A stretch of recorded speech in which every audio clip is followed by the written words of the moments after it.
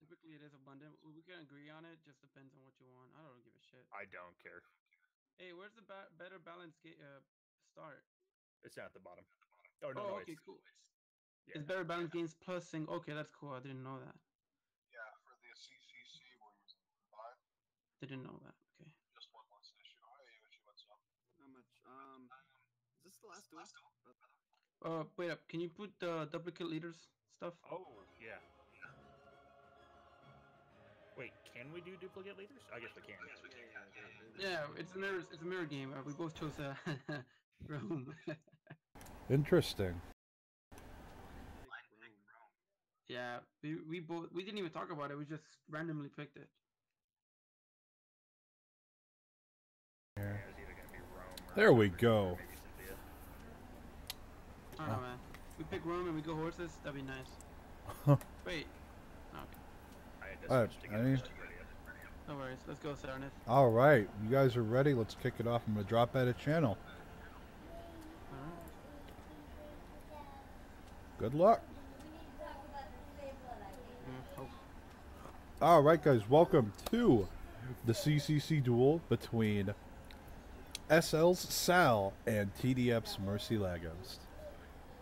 They are both playing Rome, as you guys saw in the lobby there. We were talking a bit forth. It has been quite a while since I've come to cast a Civilization match. And as you guys heard, I had moved with my family and kids over the summer. We had a bit of a hiccup there, and I had to miss the last event. But back in the saddle, it's great to be back. Thank you all for all your support and all the emails and messages you guys were sending me about asking if I would come back for this one. I was really excited to be invited back by Agathy, who had sent me a message saying, hey, you know, do you want to come cast? I was like, well, yeah, sure, why not? And then you guys were so supportive. It was just phenomenal. That said, as soon as we load into this, we will be checking it out for sure.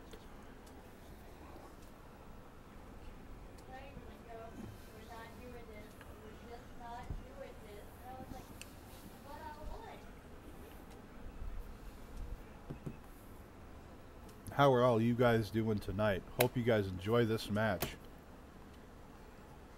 And here we go. We're going to get this stuff out of our way. And we are going to get right into it.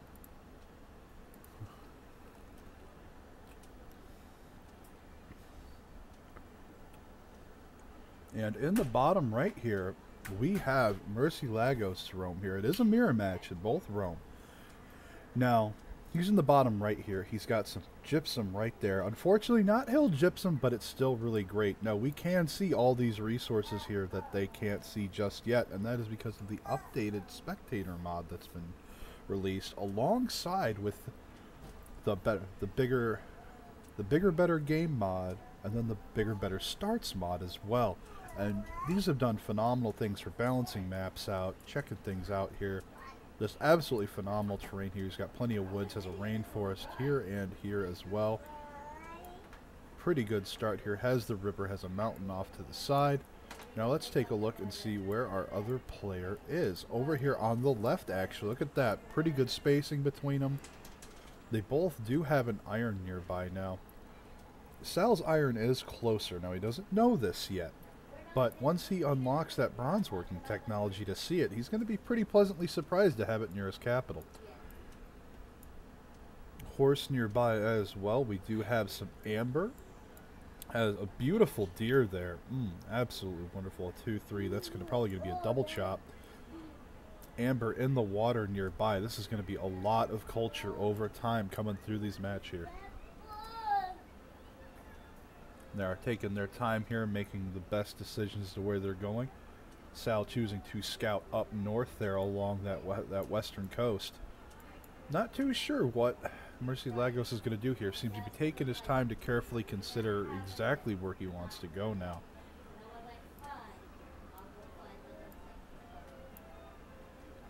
Oh, that's going to be a really nice city over here at some point too. We'll have to see exactly how the players choose to either both scout out and where they choose to put their cities, because as you remember, you do need those tiles between the city centers.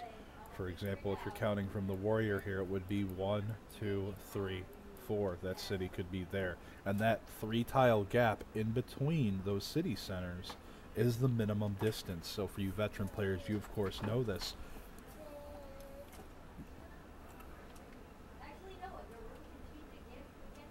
And I certainly hope you guys are enjoying it. Hope you guys are here to cheer on your favorites and have a wonderful, wonderful time.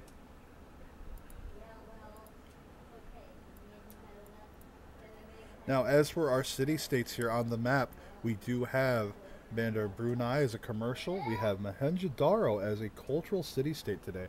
And Carthage up in the north, we're a militaristic city-state. There are no science city-states on the map, only the 3 on a dual-sized map. And honestly, they are pretty, I don't want to say evenly spaced in terms, because Mohenjo-Daro is closer. Murcie Lagos was AFK for the load-in, but that's fine. First turn does not have a timer. And they are in voice, so I imagine that he knew about that ahead of time. But that said, Mohenjo-Daro is closer to S1AL than Bandar Brunei is to Murcie Lagos. But he's scouting in that direction already, it seems. Realizing that, hey, I might be on a little bit of a pocket here, or a bit of a foot off the main island. So he is immediately kicking it out and heading out west. That said, S1AL is continuing to move north here to scout, which means he's discovered this horse right away. Moving onto the hill for the extra visibility, he will be able to see the gypsum there, and that's going to be a really great find. He does have the tribal village right there. Has some really great hills in this area, and that's exactly where he's going. He's going right for it. And look at that. We're going to have that discovery with Bandar Brunei really fast here, right around the corner. And that's going to provide a lot of extra gold over time for Murcie Lagos. Scouts coming out for both players here.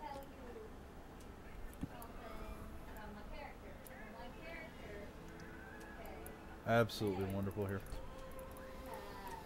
I have to admit, the changes made with these mods has been absolutely incredible. Civs have been rebalanced. It's constantly looked at by the massive multiplayer community that is the CPL. And it's absolutely incredible. CodeNaw and S1AL have done a lot of work on this mod to balance the civs out, because as a lot of you are, I'm sure, are aware, you know, if you're next to a Rome or even a Gorgo at times, it can be absolutely nightmarish because those legions come bearing down on you so quickly. But with this mod in place, all of the civs that were doing really poorly, just overall, have been buffed in different ways. There have been different changes made. There have been multiple nerfs to civs that were way overbearing and just really difficult to deal with. And even in single-player games, there are a lot of you out there that are really getting a lot of great feedback from this mod. And if you're joining us over on either twitch.tv or on YouTube Live, if you'll scroll down below the stream, there is a link down there you can click on. It looks like the encampment if you're on Twitch, and there's just a straight link if you're on YouTube.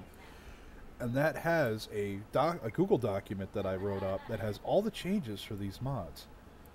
So if you're not familiar, you're like, I don't know, I really encourage you to click on it, check it out, see what's changed. You might be really impressed, because they put a lot of hard work into this. Now, getting right back into the thick of it, we're looking at turn 10.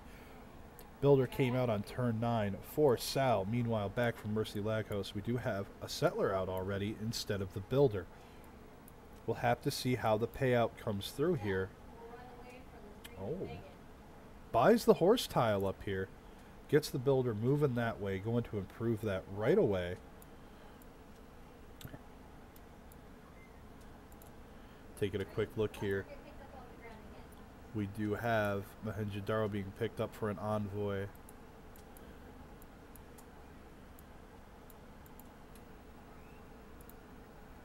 Ooh, absolutely beautiful. I would like to do it tonight. I just gotta figure out what it is that he has planned. I don't wanna fuck this shit up, but I don't wanna leave you guys stuck.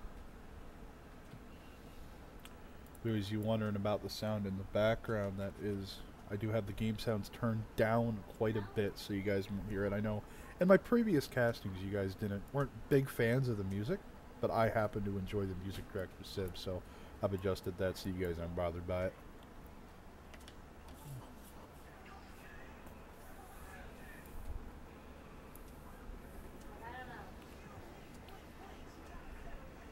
And there we go. Settles coastal city of Antium here as a forward settle. Getting that road established. That's going to be huge for getting builders, as well as future settlers from the capital over that river through those hills at a much faster clip. Does pick up the horse as well. However, Sal's scout is coming in through and realizes, you got a commercial city-state over there. That could be a problem for me.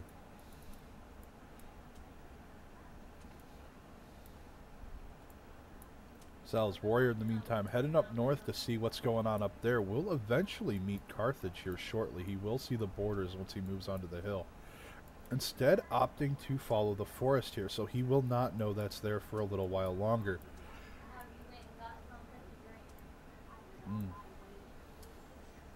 Another settler coming through here.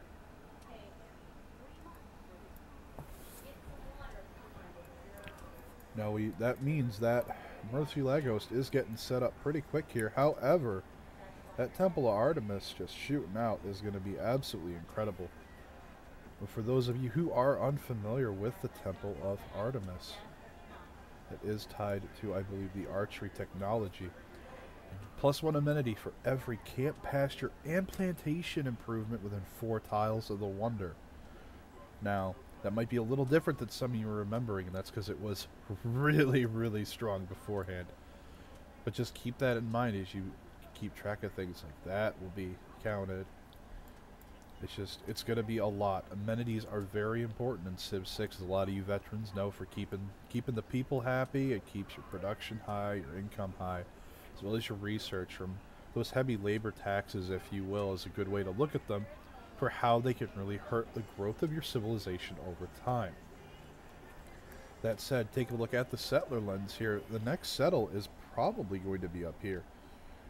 He's going to have to go settling up in the north ways. He does get the Carthage discovery here. Sal does up north.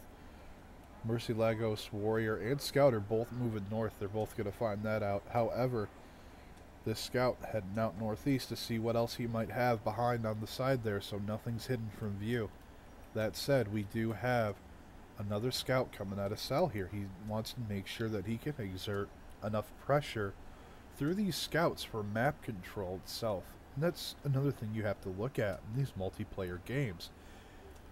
Having scouts, just regular average run-of-the-mill scouts, are very important to have on the map. And it sounds silly. Well, it only has 15 strength. We do have a pause coming out. Let's check out what that is about real quick while we continue talking. And those scouts, well, they only have 15 strength, but if you get promotions on them, they can become absolutely massive in terms of ground coverage. And Murcie has to do with things. Okay, so they're pausing real quick so Murcie can take something out. Now these scouts, the 3rd tier promotion, they get +20 combat strength. Should be messaging me. I see no message.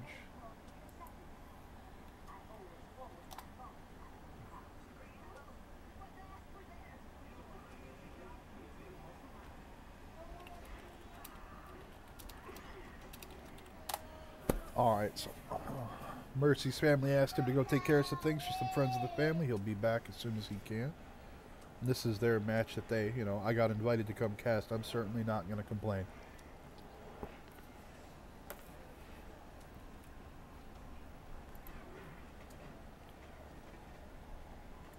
Seems like the map is relatively balanced. Actually, yeah, Agathy, I really like this map a lot for a dual map. I kind of wish Mohenjo-Daro was a little further east. Maybe to like here, or even up here, so that it was a little more equidistant for both players.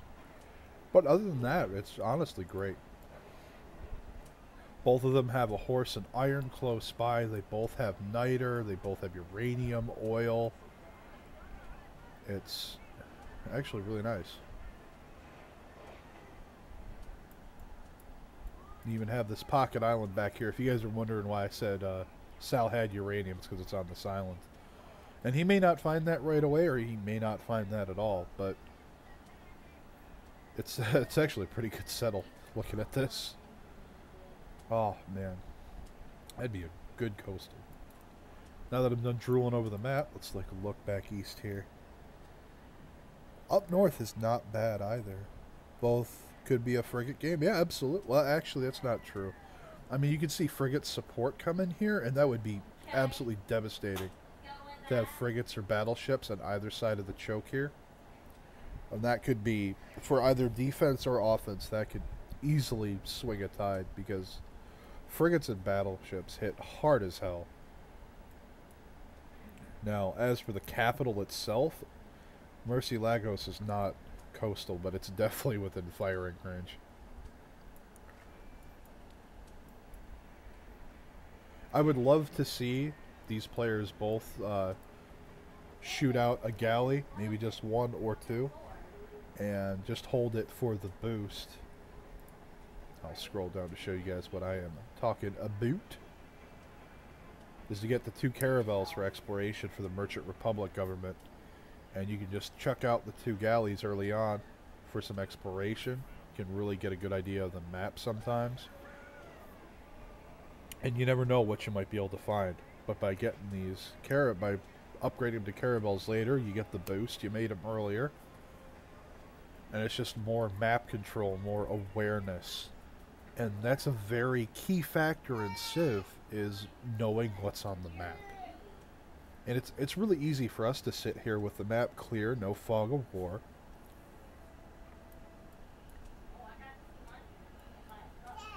You know, like I was saying, sorry I got distracted by his message chat.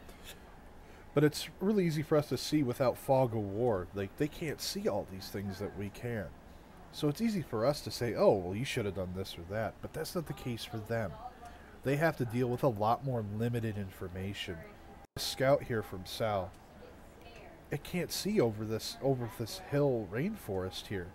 It has no idea what could be right here. None at all. But as you're moving more units out, you're moving these extra scouts, or even maybe a galley or 2. And that's going to be, you know, it's a decision you make. Sometimes it's worth it, sometimes it's not. Hindsight's 20/20 like that. It's about taking risks and gambits. Every player has their preferences and their strategies. But I don't think I could ever emphasize map control enough. Sure, that might be an RTS style game concept, where you're constantly moving units back and forth meticulously at rapid paces like in StarCraft or Warcraft. But that same concept applies here, because you have to remember that Civilization's a 4E game, where exploration is one of those, and one of the most important. If you don't know what's on the map, that means you can't see where your enemies are. You don't know where resources are at, where with goody huts are at. Hey, how's it going, Canuck? Welcome to the stream. Now, you have all this stuff going on, and you're like, well, that's kind of overwhelming. That's a little daunting. But that's when you come right back to it, and you realize, well, maybe if I made that extra scout earlier on, I'd have found these things sooner. Or, oh, wow, my scout on that hill that I've had fortified there to keep an eye on things, you know, I saw a couple horses coming, so I was able to get units ready for it. That knowledge enables you to make more informed decisions. And it's because of that factor that makes this game truly great, because you're dealing with such limited information. Sure, you could make a bunch of scouts and flood the map with them, but then you're behind in other areas. So you have this delicate teeter-totter that you're trying to balance, while your enemy is trying to do the same thing. And that's honestly what makes this game as great as it is just watching these players really dig in and get into their element, and watch them thrive, and just watch how they try to plan and strategize ahead. It's just absolutely wonderful. And starting at about turn 20 to 25, we will be taking a look at the demographics. The early turns, not a lot's going on unless there's a super quick, super good goody hut that gives a relic, for example, for a faster belief system setup, where you get that Pantheon super early because of it. And if that's not going on, generally things are super calm. Now, as the spectator, I stole all the first meets. I don't know if everyone caught that right away. And I was talking earlier in the match about how, oh, well, they'll get the first meet here or there. But that's because you won't always have a spectator in your games, or maybe you're a single-player person. So having that knowledge of how it's beneficial to you is just as important.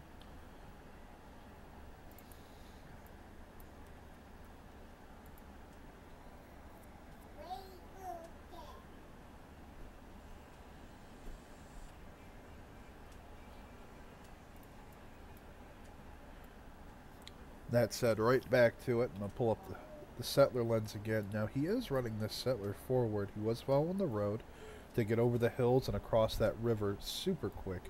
Again, absolutely wonderful ability for Rome here to throw that bridge down. Switch the game to Civ 6, says I'm playing Rise and Fall. Okay, hold on. Should have changed. Twitch, why you do this to me?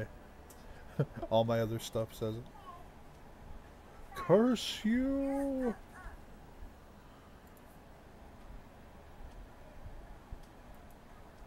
It's funny.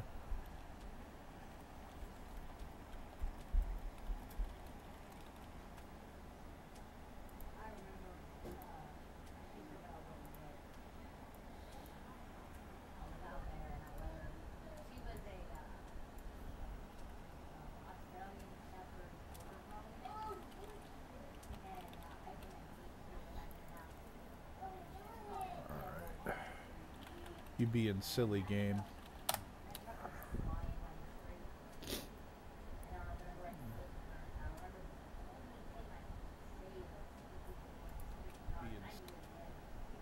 There we go.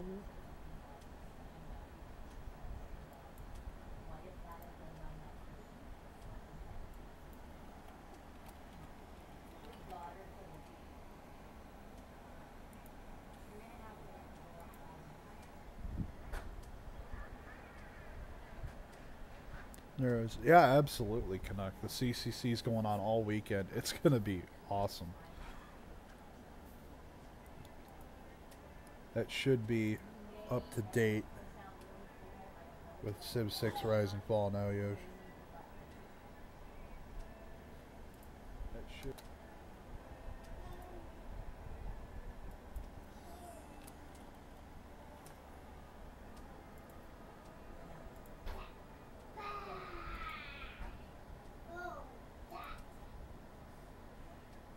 Alrighty.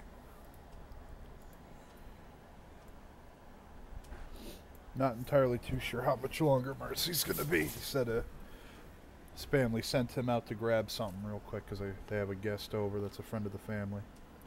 They kind of ambushed him with it. Fortunately, Sal's a really good sport about it.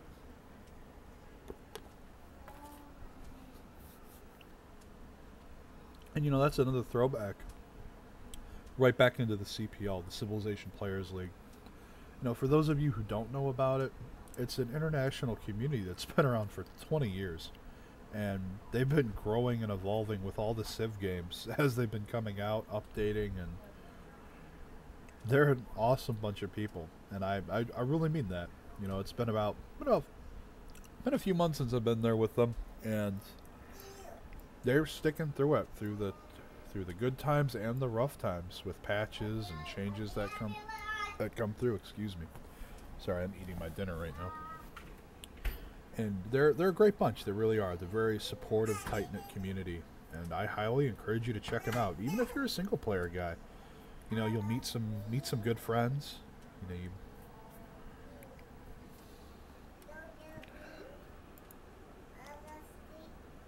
it's going to be absolutely incredible. And if you are interested in checking things out for the CCC that's coming up here, I'm going to go ahead and throw the schedule up for this weekend for my channel now. And that's right here on your screen right now. We do have a single player challenge of the month now too. Well, hey Agathy, that's awesome. Do you mind explaining that out a little bit? You want to type that out? what is the challenge of the month right now for single player?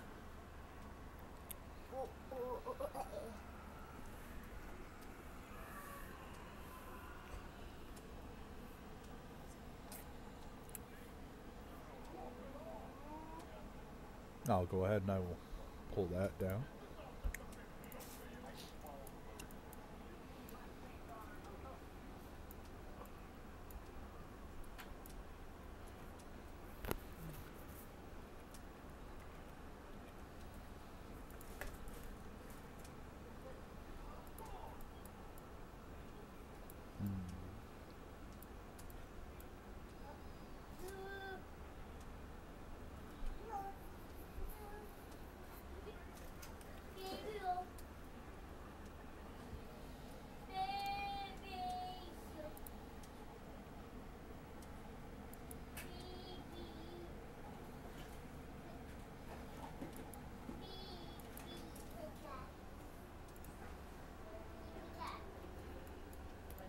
Alrighty here. For those of you that are just joining us, S1AL's roam here on the left side did scoop up the Temple of Artemis super early.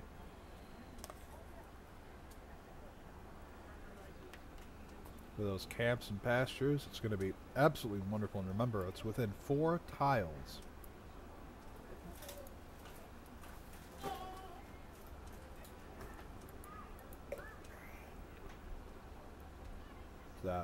This horse here, the camp right there on the deer, that'll be a free 2 amenities right there alone. This cattle is within range, not of the city, so when he expands up there, he'll be able to grab that as well for the free amenity too. And this banana will as well, actually. That's at 4 tiles. It's pretty awesome spot he got there, and it comes from that scouting he did early. He was able to spot all that out. His first scout went straight east, as well as warrior scouted north.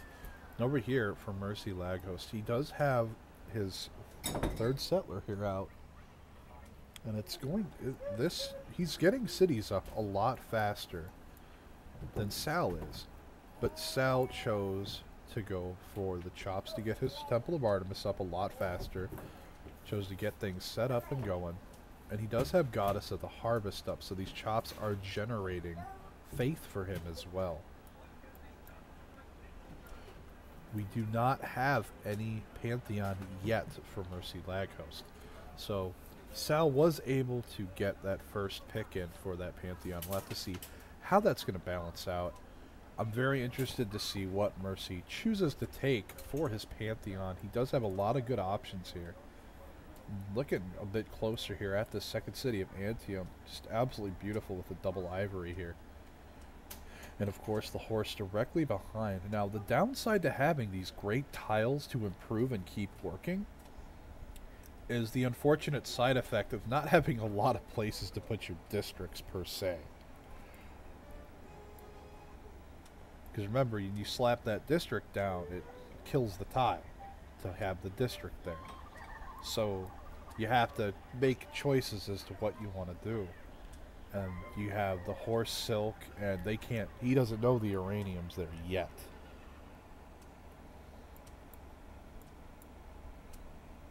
So as far as he's concerned, he could chop this rainforest and slap a district down and be perfectly fine. The question is whether or not he's going to irrigate the silk or try to make a bit of a triangle here next to his capital with some districts here.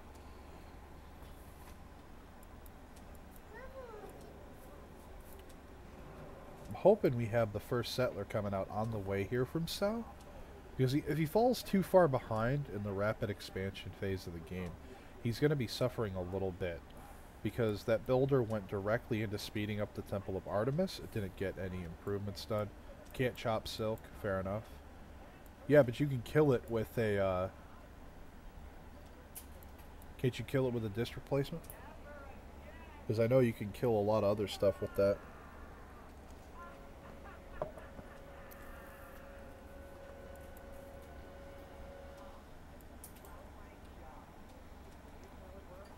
Ah, okay. Fair, fair. Fair, fair, fair.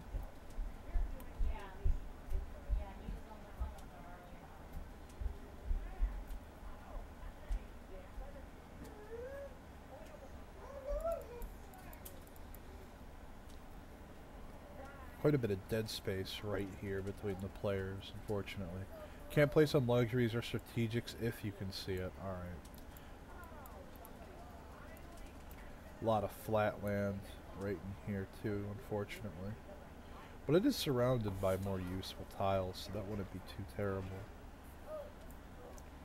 Can't settle in here though, that's very unfortunate.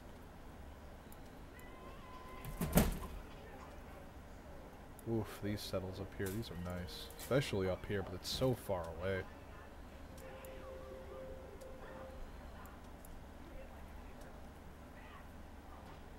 Again, I do apologize for the delay for everybody that is joining us just now. Murcie had to go take care of some business in real life. Taking a look out west here for Sal's land. He does have some really good settles up here. Has some hill gypsum right there, stone there. Of course, the cattle here, that's going to be improved for the Temple of Artemis. Oh, look at that. He has some good ivory there as well. The sheep up north, as well as the bananas. Plenty of hills to work with and forests. The flat land that he does have, honestly, is not that bad.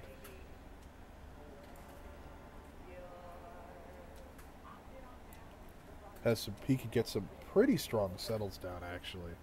Just in this immediate area, and it's going to be pretty awesome. So it's pretty good that Murcie is able to get out these early cities without any real pressure. The question is going to be is where does the payoff come? Was the Temple of Artemis rush worth it?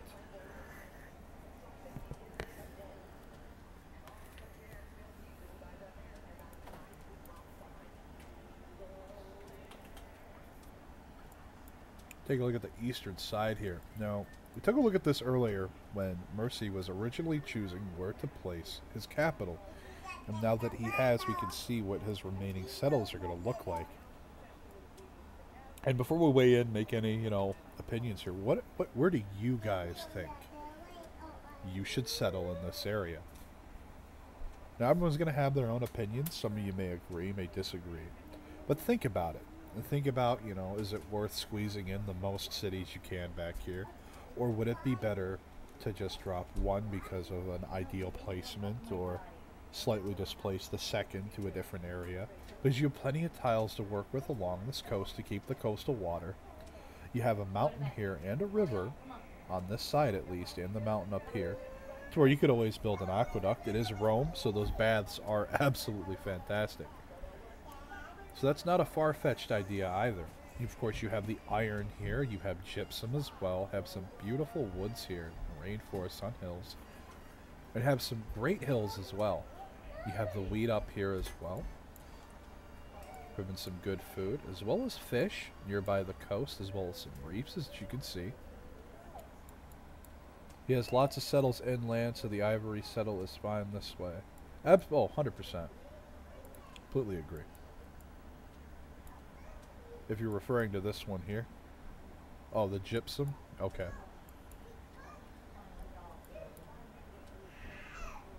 Yeah, this is nice. So you gotta get the gypsum settle, you grab the flat here, this flat plains. You get the mountain, the iron, and then the 2-2 rainforest right away. Now you wouldn't be able to grab anything else over here city-wise for dropping, but you could, if you really wanted to, place a city right here. Right on this tile here, the 1-3. Yes, dude. Oh, I'm sorry to hear that. Is it still alive? It's okay. It's okay? Alright. Didn't crack it. You want to say hi? She almost threw it at me. You want to say hi? You're not having that bone. I can almost tell you two are sisters fighting like that. She actually is. She almost hit me. I'm sorry to hear that, dear. That was very close to hitting me. And of course, everyone's favorite part of all of my streams, my children, right? So looking up north here, we do have an awesome natural wonder here. Look at that absolutely beautiful Lake Retba. And, oh, look at the land around it, too. It's just phenomenal. Man. That's just beautiful. Oh, there's a goody hut up there too. I hope he finds it. I mean, Sal's the one scouting up there, not him. And that's the unfortunate part by not getting the extra scout out. He's having both his warrior and scout go in a northwesternly direction here, as you can see above Bandar Brunei, heading toward Mohenjo-Daro, as well as the scout heading north towards Carthage. And he's seen the warrior coming from this direction. He knows the scout's over here as well. He doesn't know where, but he knows it went by. And that's the important part of remembering, because turn by turn you have a general idea of how fast these units can go. And as you become more of a veteran at the game, you're able to more mentally keep track of these things and these differences. And, well, the scout didn't show any promotion flags on it. Hey, thank you so much for the support, man. Hope you're enjoying it. I look forward to catching you on the flip side this weekend. Thanks for stopping by. And you just have all this information that you can try to keep track of, because as the units get promoted, you'll see the little 1 or the 2 and a banner next to it, and you're like, oh well, he has 1 promotion. Did he take the hill promotion for hill movement on the scout, or the woods that lets him move on a without any hindrances through either hills or woods? And you're like, and you have to make a guess basically, an estimated guess. And if you're really lucky, you'll see the scout move through hills or woods, and you'll be able to figure it out yourself. But you don't always have that benefit. So you have to really sit back and think about whether or not that, oh man, thank you so much, man, really appreciate it. And you have to really sit back and think about it, because you have all this information to go through. Oh, you guys are just blowing it up tonight. Thank you so much, guys, for the follows. And you just got to try and keep track of it. And the more that you play, the more, and even with some players, you'll notice that certain players are more aggressive than others. But what if you're a single player guy? What if you play against the AI a lot, or with your buddies, you and a buddy team up against the AI? Well, the AI is not always going to do that. They're just going to promote these units up, and they could do who knows. Well, you have to keep that in mind in your head and be like, well, I know there are so many hills and there's not a lot of woods, so if he took the hill promotion, he's probably going to be really close. But if he took the woods promotion, I have another 2 to 3 turns before that scout shows up. And you can make better decisions based on that, because you'll know whether or not you have the time to move your builders out to get improvements, or if you need to hurry up and get that warrior, maybe even buy a warrior or a scout, or who knows what, even maybe forcibly upgrade into a swordsman early, or even a slinger to an archer, and get them on that precious horse tile you have for your iron to make sure they can't snatch it away with that scout and pillage it. And it's those small things like that that you're going to get better at over time, and it's going to make a huge difference in the long run of your play. It's the small, simple things, and they add up so fast, so quickly. Why are you having so few viewers? The good answer to that question is that I haven't streamed Civ in a while, so people are like, wait a minute, he's back? He still does this? So it's probably going to be a little bit before everyone comes riding on back, before I'm sitting at the 80 to 100 plus viewers that I used to when I'd cast matches like this. That and the major CCC events are coming up this weekend. We had the duels throughout the week. I only just got invited recently to come cast, so there was that too. This was more of a spur of the moment thing. And the game has been paused for quite a while because Murcie had some real life stuff come up that he had to take care of. But I do hope you guys are at least enjoying the commentary that I am trying to fill this space with while everyone's waiting. Again, huge thanks to Sal being a really good sport about it. Murcie had to take care of something, and he was like, yeah, man, you do what you got to do. So real big shout out to Sal for that.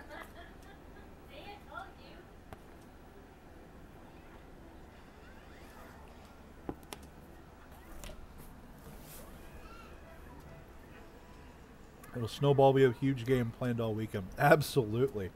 And for you guys just joining us right now, I'm going to go ahead and I'll put up my stream schedule for this weekend for the CCC. I'll be streaming 5 free-for-all games over the weekend. On Friday tomorrow at 8 o'clock Eastern will be the Continents match for a free-for-all game. Oh, thanks, man. I really appreciate that. I'm glad you enjoy the streams. It's great to be back. It's been a lot longer than I would have liked, but, you know, life happens. You gotta adjust, you know, adapt and overcome, and that's what I've been doing with my wife and my kids after the move, and I'm glad to be back. It's good to be back in the saddle. Getting right back into it. We have the free-for-all continents map at 8 Eastern, and that'll be tomorrow morning for you early birds out there, or you Asian and European players out there. Might be a good time for you guys to swing by. And then at 1800 Eastern, there's going to be a free-for-all on a Pangea map as well, and that's going to be a pretty big slugfest, I think, having everybody crammed onto one landmass. Hey, I appreciate the follow, man. I really do. A huge thanks to everyone who's swung by. You know, it means a lot to me. It really does. Take a look at Saturday at 6 Eastern Standard Time. We have the free-for-all Iron Man match, and that there's no conceding, there's no CC. You're playing that game till we hit a victory screen. You know, it's gonna be one hell of a match. I'm really looking forward to it. The last one we did that I cast lasted about, I want to say, 10 hours. It was awesome. Oh, well, thanks, man. I appreciate that. And then at 1800 Eastern on Saturday, we have the free-for-all where everyone's going to be playing the same Civ. And how that's going to work is players are going to be they're all going to pick a Civ, each one of them is, and they're going to message a moderator with that Civ, and there's going to be a random pull, and that's whatever Civ gets pulled from the random generator from those picks, that's going to be the Civ they play for that match. And all of them it's going to be a full mirror, and it's going to be crazy. And then on Sunday, for the final day of the CCC, the last match I'm casting that day is going to be at 8 Eastern on a free-for-all and an archipelago map, all random. And hey, guys, guess what? We are back in it. Murcie just got back. Things are unpaused. It is good.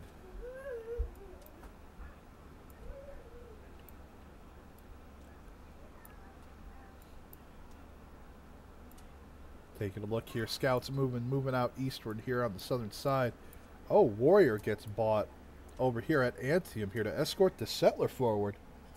Ed started just be seeding the balanced maps of the CCC. Let me know if you'd like to try having a co-caster for some of these matches. Absolutely, man. You know, being able to share this with the community is what makes it absolutely amazing. And I'm more than happy to have someone co-cast.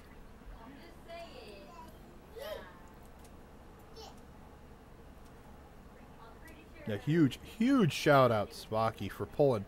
He's been going crazy going through all these different map seeds, looking for maps that were balanced for all the players that would spawn in, for the free-for-alls, the team matches.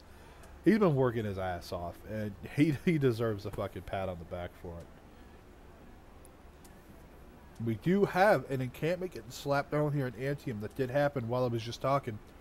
Now, this tile was purchased, and that's an important thing to note. He bought the Warrior and the tile. So to just keep track of things here, we are going to look here to make a deal. Oh. Ah, nuts. So, CanuckSoldier, if you guys hear about this later on, when I get back in touch with you, or you watch this later, big thing here, I can't view their resources or gold per turn with this mod. That does limit me a little bit, but there have been huge benefits to the changes that have been made in the spectator mod. Like, I can see the niter, the iron, the coal, the uranium. I don't have to wait for them to discover these things. So that's pretty huge in terms of being able to spectate. And we do have the first settler coming out for S1AL here. That was last turn. It's already moved. And it is heading northeast. Probably going up here to this freshwater settle. Excuse me. I got myself the hiccups, apparently. And look at that. Buys a settler outright.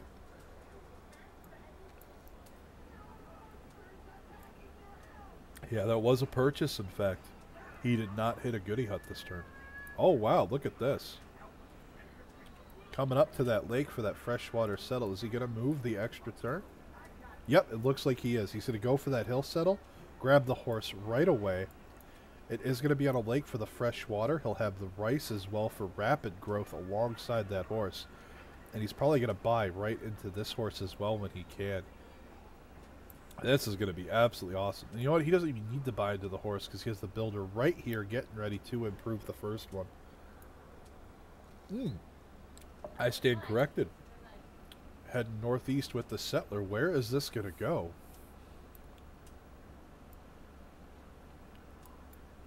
We did get his first 2 cities out real quick. We have more scouts coming out. Again, that map control that we were talking about earlier. Now, this first warrior from Murcie's that he started with is coming in from the north now. And he will be able to try and block some of these settlers and scouts moving around. It could cause a little bit of passive pressure there. But S1AL's other warrior is kind of swinging back, so he could pin this in and get a really quick kill on it. And by securing that warrior kill that's so deep, Murcie loses a lot of map control in terms of awareness, what he can see. That'll enable S1AL to more freely move builders and settlers and get a lot of key improvements around. And we do have the next city coming up out of Kume here. Now, the roads always do go back to Rome. All roads lead to Rome. And it does cross a river here to get builders and units out faster. All through these hills here. This is actually beautifully done. Crossing 4 hills and 2 rivers to get to Kume. And that's going to be absolutely massive. Oh, look at that. We got a builder coming out as well. Top of turn 25. Let's take a look at some demographics, guys. Take a look at science here. 5.2 for S1AL and 5.7 for Murcie. Now, that doesn't sound like a big deal right now, but a big tell here is that S1AL has completed 4 technologies, whereas Murcie has only completed 2. And that is because it looks like Murcie is going straight for that horseback riding, most likely. However, S1AL has gotten the archery right away because he did get the Temple of Artemis, but he swung back for other technologies as well. And that's going to be the big tell there. We do have extra builders running around here, getting the improvement on the ivory next turn. We do have the warrior sitting at Kume still, has yet to move out. Now, he's got an encampment, must have went bronze working. Yep, that's a good eye.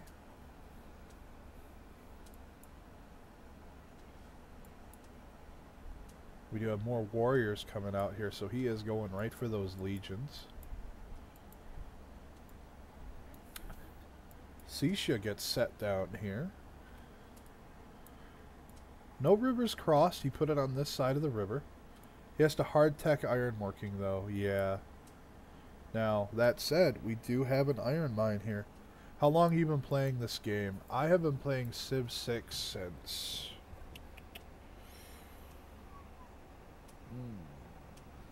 Wow, how long have I had this game?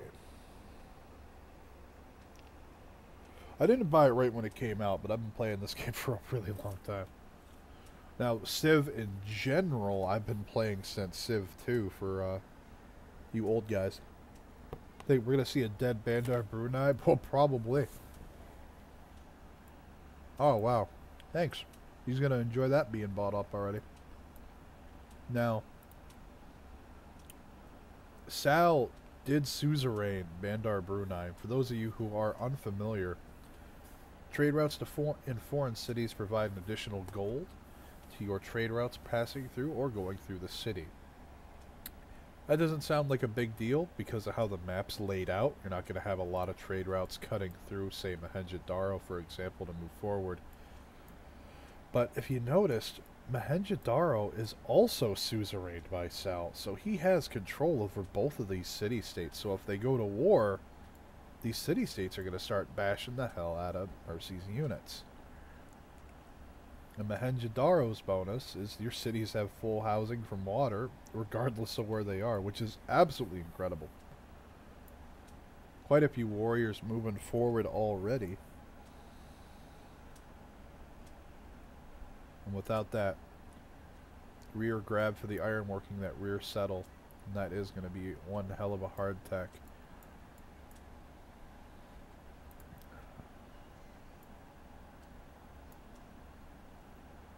Oh, Murcie choosing to go for Carthage here.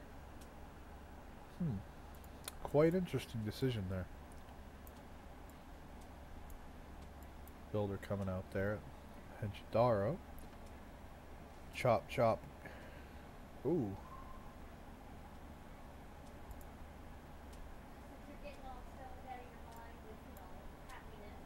Settler moving north here.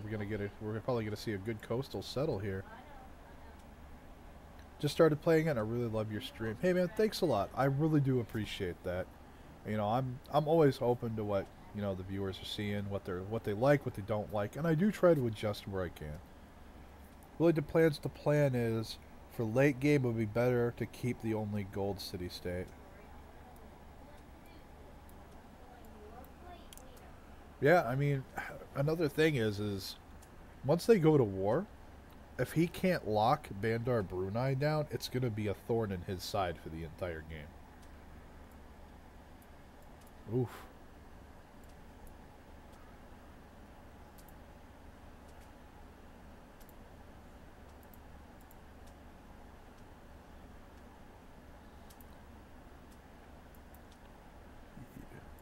Whoa. S1AL levies Bandar Brunei's forces here. Has him for 15 turns. That's interesting. You don't see that often. Oh, well, Murcie's got 3 warriors about to be in his face.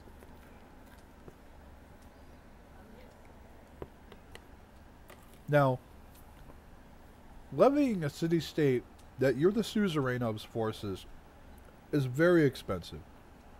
And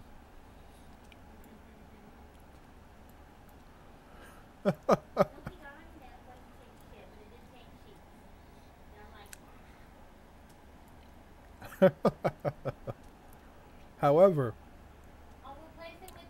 this is a lot of extra pressure that S1AL's going to exert on Murcie that he really may not have been expecting. S1AL, how much was it in the private message? And now you have pictures of another person's family all over Facebook. What?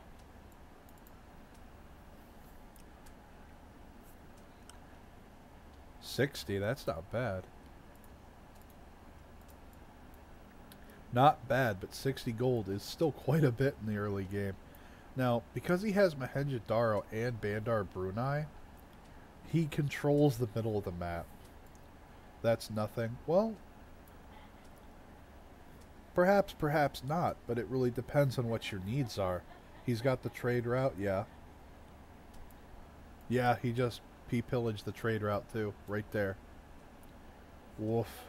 Should have guarded that. Hindsight's 2020 though. We do have a lot more. Oh, warriors to legions coming out from Murcie here. He's got 2. Do we got more? 3. Boudica comes out as the general, first great person of the game. And Murcie's going to be grabbing the next one as well, it looks like. Not a single encampment down or the policy card slotted.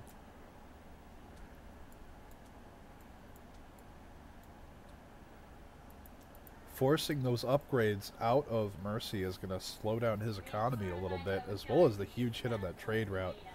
The pillage on the trade route just paid for Bandar Brunei's troops on its own. Well, it's 10 gold short, but hardly the point. So now he's getting free damage in on Murcie's economy, because even if these warriors do nothing, he's forced 3 upgrades, taken out a trade route, and is now forcing reactions out of Murcie to either kill Bandar Brunei, stop making builders, not making any more settlers, while in the west, We're going to look over here real quick. He's got his 4th city down. He's getting to sit back on his laurels, so to speak, because he's safe. And we do have the Stonehenge. Take Bandar, absolutely. Now, he is splitting up his legions. He's one up to Kume.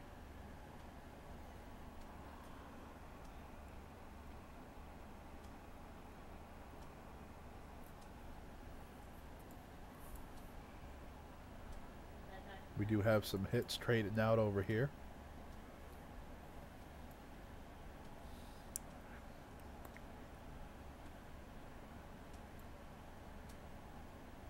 If he takes all the classicals, you mean?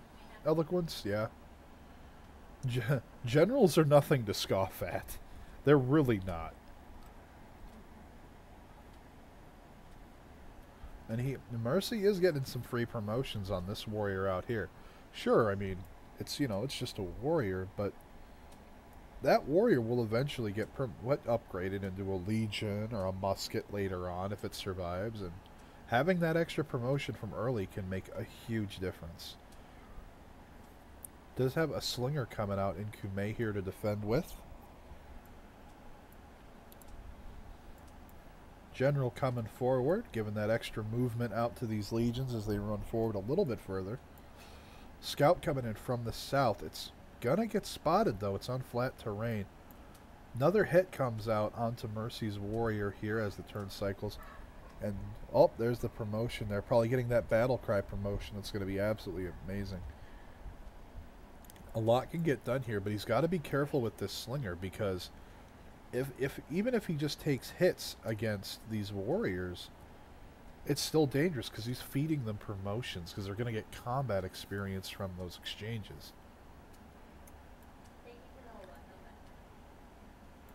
Back in the west, we did point out the Stonehenge. We are going to take a look at the Catholicism religion. Defender of the Faith and reliquaries have been taken.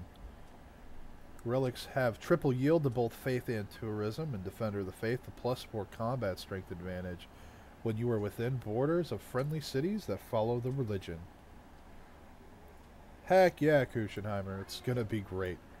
You know, Murcie could do a pretty good swing here against Bandar Brunei, and with the pressure of the legions with the general, could force reactions. Did Sal get a relic before? Yes, he did, because he scooped a very early Pantheon.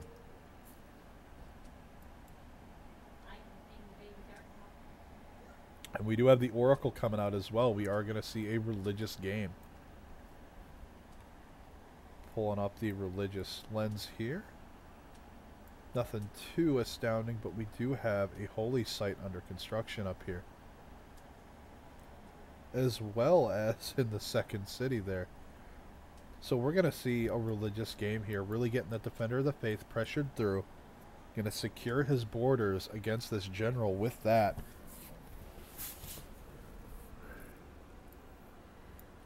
Oh wow, this warrior has had better days. Bandar Brunei is definitely going to fall, but as you can see here, they are building walls right now. And if those walls do get up in time, it's going to slow things down. Sal got a golden age.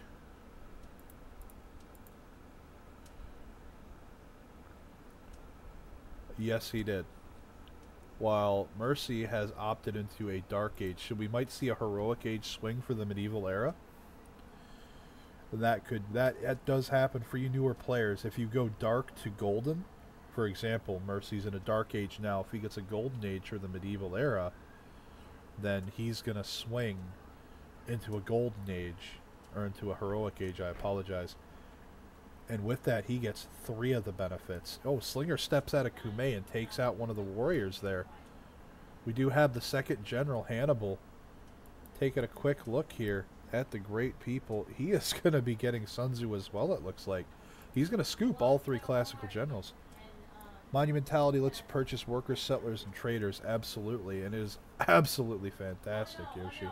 And he has Goddess of the Harvest. That is correct. He did take that scoop very early. Oh. 6 HP off. Faith purchasing builders into chopping for more faith in production. Yeah, it's going to be pretty awesome to see. And we do have another Legion following up here. This scout is going to have to run away. Oh, Bandar Brunei made a builder. Well, thanks for the free thing, guys.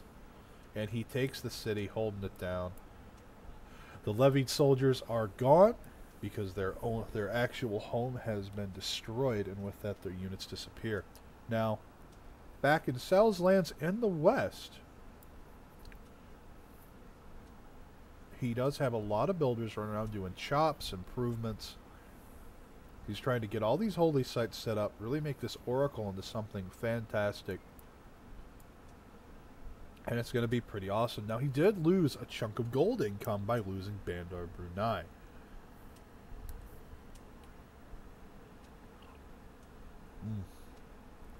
Little scout, you need to run away.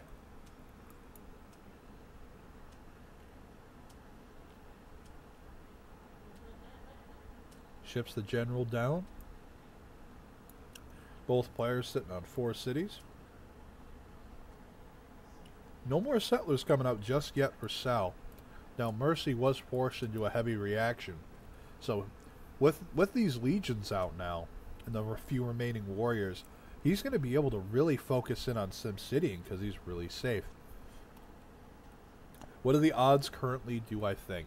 Right now, Murcie's in a really favorable position because he has these legions out. He has an established military. He also is scooping the classical era generals, which also apply to medieval era units. So as he transitions, all these generals will still be useful. And by having the 2 that he has, he'll be able to get units from his capital in Ostia with that movement bonus all the way out to Bandar Brunei. And if he gets the 3rd, that general's probably going to be sitting somewhere around here to get all the reinforcements from Kume or any additional cities he makes faster through. And absolutely, Svaki, legions can chop tiles, which is absolutely incredible. It saves charges on your builders for more improvements or double chops. Bandar has a ton of chops right now.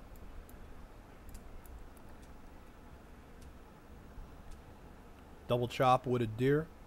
Got a chop on the stone. Well, the next time. Chops on the rainforest. With the marshland here, you might as well chop the rice for freaking population too. Like, you could get some really crazy stuff out. Oh, Legion getting promoted as well. That's going to be devastating. Well, where is this done? Let's ask him. Is it work? And what will Sal's response be? Now remember, he does have Defender of the Faith. So the generals give the +5, Defender has the +4. So it's only going to be a difference of combat strength of 1. And if he's fortified and has good formations up, it's going to be really hard to break that line. He does have good terrain to defend with, so to speak, at the very least here in Secia. He does have the encampment here now. It looks like he's probably going to go for one of the generals. And he did try to chop for it, but he is still behind. We can't see whether or not he has enough faith to purchase, and he has legions of his own coming out.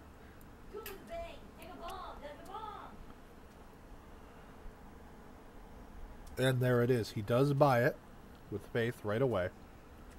Now this does put Murcie in a good position to grab Oh wow, El Cid. For those of you who don't know, El Cid is a medieval era general, and sure, he applies to medieval and Renaissance units, but for those that are unfamiliar, you can activate him and he makes a core out of a military land unit. Now, we might see a Legion core smack someone in the mouth, and that's going to be terrifying. Usually you see it used on a knight, but in this case it'd be pretty awesome. Check Faith Return, Religious Victory progression screen. I was referring more to the total faith required to buy the Great Person, but thank you, Eloquence, nonetheless, for the awesome tip. And he is sitting at almost 18 faith a turn already, not including however much he's gotten from chops and the discount from the Oracle Wonder that he's built. Take a look at the culture. We do have Sal at 14.1. and Murcie at 14.7. S1AL already sitting at 41 tourism per turn. That's actually pretty incredible for this early in the game. That relic really paying off. Purchasing levied warriors are probably 120. I DM'd him and he said 60. Actually, Yoshi. We do have builders chopping out some legions here, getting more units out, and with Sun Tzu here, if he can stay in, oh, he's just going right for it. Now, Carthage is under control of Murcie Lagos, so he is enjoying that benefit of his combat units. They're 20% cheaper to buy them out with gold for each encampment district building in the city. So the district itself, the barracks, the armory, things like that add up, and they make it that much cheaper. Oh, absolutely. You know, spending gold like that can. And it was a weighed risk. He got a lot out of it. It paid for itself, though, Yoshi, because he pillaged a trade route. And that was 50 of that 60 gold returned right there. Now, warranted, Bandar Brunei has fallen. Murcie's taken it with his legions that he upgraded as the response to that. And he's scooped 2 of the 3 classical generals. Now, S1AL's got to be careful here, because he doesn't know how many more legions may or may not be coming. He knows there are at least 3. And he only has 2 himself. He's running this warrior back home to try and heal it up, upgrade it. He has builders running around back home. Mohenjo-Daro's getting archers out, which are just going to tickle these legions. And that's going to be a pretty big problem. Ooh. This is one hell of a slugfest, let me tell you. And he does have a defensive formation put up here to try and keep these legions from joining up together. However, Murcie says, "Nuh-uh, you have taunted me long enough, S1AL. I am going to stick it to you. I'm going to take your city-states. They're going to be mine." And take a look at that. There's 90 damage to the city center itself with just the legion. Absolutely incredible damage. Another settler coming out from Murcie. He's got another trade route coming out from Ostia here. We'll have to see if he sends it forward to Bandar Brunei, perhaps, and maybe to connect to Kume. Big hit. Oh, heck yeah, man. So, something you got to remember is this legion's also promoted, probably with Battle Cry, which means it has the +7 combat strength in melee. It has a general next to it for another +5. So that's +12 to its combat strength. And it's hitting something with only 23 combat strength. Here this 0 guy can beat, right? Oh, God. Under told me, you get out of here. Get out of here with that. Kushin was talking about the bong hit, but yeah, Legion. Oh, damn. Oh, shit. Didn't even see the settler back here. Look at me. Filthy casual. You're going to get that. To get this iron back here as well. And he's going to be able to crack out legions of his own.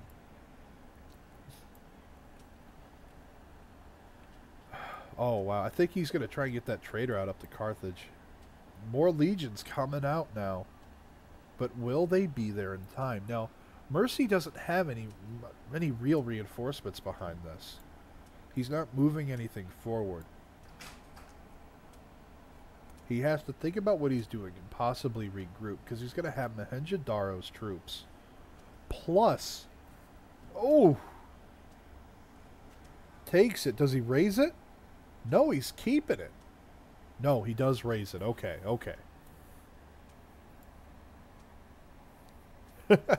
How you doing, Zero? And here we go. These legions might be forfeit. He's got to delete this builder before he loses it. Run, Sebastian, run. There we go. Deletes the builder. Good job. Roman builds forts on the river next to Mohenjo-Daro. That would be troll as fuck. It'd be hilarious. It's a good raise. Denies it entirely. Well, and Murcie's getting another 2 cities out behind this. Sal needs to react to this. He can't ignore it. Look at that 6 culture theater square. Whew. That's beautiful. We're going to take another look at the demographics here. Look at it, turn 41. Science, we're at 13.5 a turn for Sal. He's got 10 technologies done. Murcie, on the other hand, with 8 technologies done, is at 10.2. So he's starting to fall a little bit behind. Now, it's only a difference of 3.2 science a turn. But over the course of 10 turns, that's a difference of 30 science points. Adds up a lot over the course of the game. Now, at the end of the turn, we did have the Legion scoop the hit and kill that Legion off. However, the builder being deleted does get denied. Legion with the General does pull back, get the promotion on the hill. Is Sal going for the culture victory? We're not sure. He only has the tourism from the 1 relic as far as we're tracking. We are going to take another look at that though after this. 19.1 culture per turn, excuse me, with the 41 tourism per turn still from earlier. Whereas Murcie's at 15.1 culture per turn. Same concept, it's a difference of 4, but over 10 turns that's 40 points. Faith is still sitting at 22.8 per turn from Sal. Really chugging away with that Faith machine. Whereas Murcie is only sitting at 1. Now, Murcie does not have a Pantheon yet either. He has the 2 Wonders. Actually, he has 3 Wonders, Yoshi, because he has Temple of Artemis, the Oracle, and Stonehenge.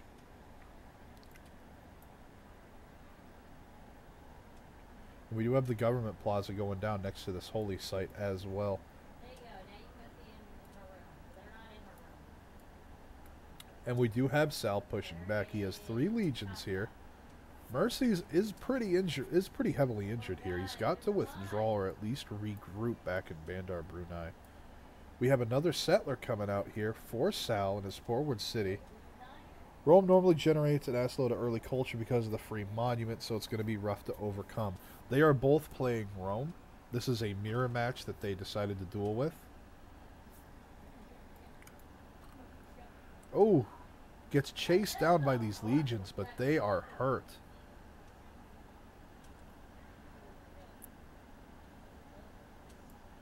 Bandar Brunei does have walls up. He needs to get more units in here. Now these, unless they can promote, if these legions cannot promote, they are at risk to die.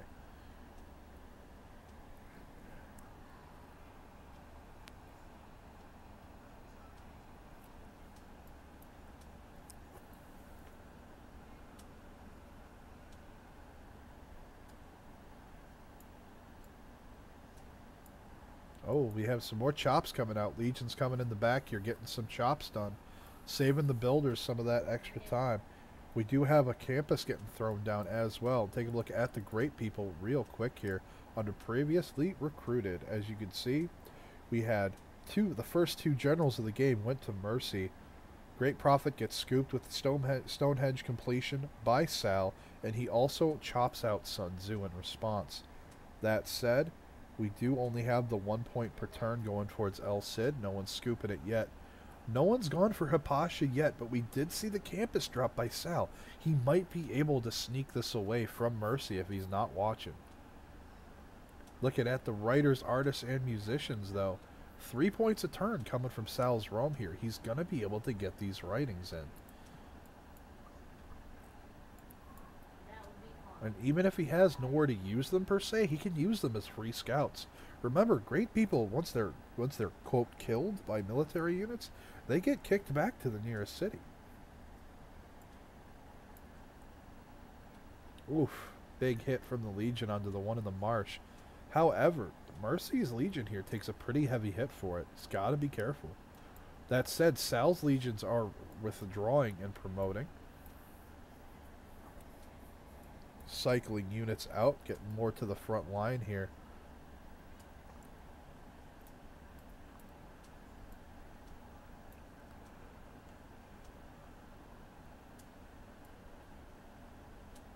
Oh, is he going to settle on the skull? It's not a bad settle.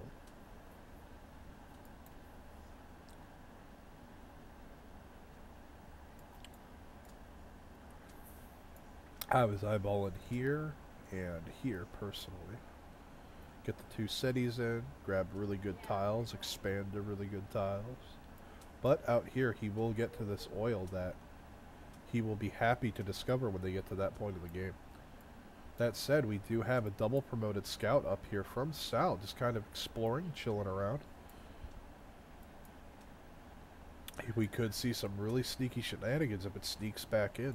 Might be able to get some really good pillages off. Have to wait and see. However, actions at the center of the field. S1AL now has a more overwhelming force. Murcie needs to withdraw and reconsolidate here. If you take a look at the military strengths right now, S1AL's at 202, Murcie's at 133. And that doesn't sound like a big difference, but at the end of the day, those extra legions that are coming, those are big hitters. No ifs, ands, or buts about it. But Murcie does have the 2 warriors at Bander Brunei and just kicked out an archer there. So he is getting ready for the hit. That said, S1AL is getting ready to drop a city out here. And that's going to be absolutely wonderful for getting that road back to his capital. And over this river and through all these woods and these hills. It's going to get a lot done for him.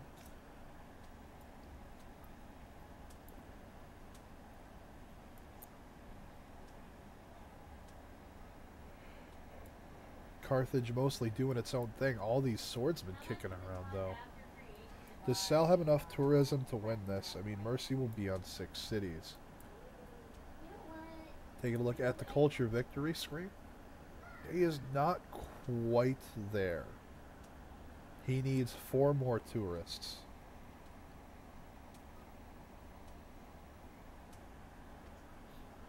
That said, I mean, Murcie's going to need 6, but we'll have to see. We could see a culture swing here. It's not impossible.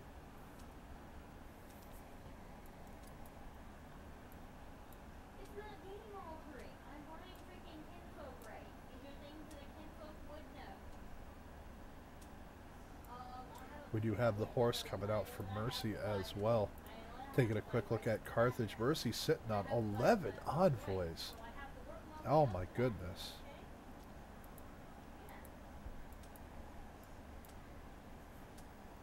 The slinger attached to the settler up here, it looks like it is going for those northern settles. However, these units are all pushing northward, so could alternatively go for the religious victory as well. Absolutely. Now, where is this going? This is going really far out here. Is it going for the double iron? I mean, obviously the settle here for the Matterhorn would be really good. The question is where to put it.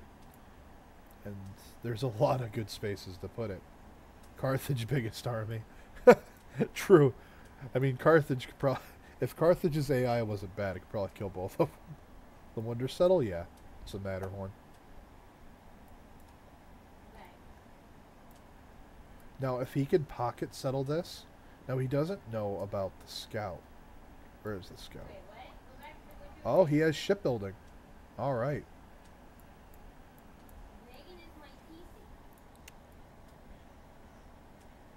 Desert Gypsum's a really good settle. Yeah. Well, I don't know. Like, instead of the gypsum settle, I was thinking the hill. The Plains Hill. Just to grab the iron right away, and you could expand easy to this one. Because that's a 3-step from the gypsum, but it's only a 2 from the hill. And you wouldn't have the dead tile here. I mean, you could use the dead tile for a commercial district, though, so it's not entirely bad news. However, this army has reconfigured its formation, if you guys weren't seeing that. And it was in a straight line this way, angling towards Carthage, but it has removed itself, using the scout here to quite literally keep an eye on Carthage's border, and these legions are getting ready to drop a settle here pretty close by. By settling gypsum, you save the 1 dead tile, plus you never want to have more than 1 iron. That's fair. That's pretty fair. I mean, because once you work the 2nd, you can't make warriors and stuff to upgrade. Yep, exactly. Chariots to Maston Knights. I follow.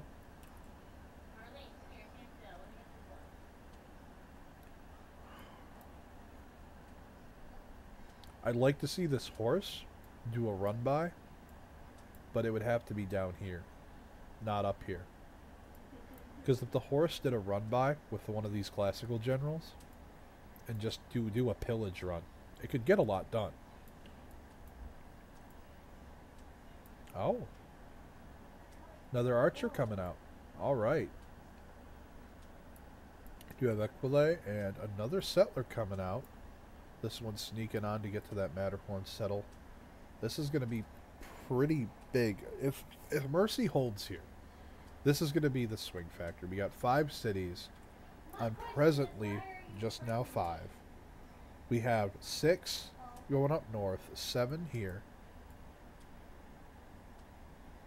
We have potentially city 6 here. There's Hypatia there. If Murcie does a huge knight hit behind this, he might be able to sweep, because Sal's just invested into these campuses. He's not had the chance to milk the benefits. Now, Sal is ahead in technologies along the tree, but we'll have to see how this pans out, because it's going to come down to a lot of individual choices, not one big decision. And once more, this is all re-angling northward. He's going to drop this settle up in Carthage's face and try to take Carthage. I don't think Sal's going to be able to defend. Honestly, Sal's in a really good defensive position. And if Murcie gets careless, he could easily throw this match. And look at that. There, takes the gypsum settle right there. Has the builder. Can you show me the trade screen error? Yeah, here, code. Click, make deal. No available items to use in a deal. And that's because I'm a removed player, quote unquote, for your mod, I think. No, don't quote me on it. And because I can't pull up the trade screen, I can't see how much gold per turn they have, gold banked, any resources, but I can see what resources they've improved. And I don't know if you were around earlier when I said it, but huge shout out to you and Sal for making up this mod, testing it out, getting things worked out, and just making a great mod for balancing the game and the Sims out, changing some of the wonders, the natural wonders as well. It's been awesome. Give you an iron or something to be able to trade? Yeah, that would do it. And this settler is coming up here for the coastal. And this one's going up north as well. A lot of really good settles for Murcie here. If Murcie... The thing is that... Just thinking about 10 gold, that would work.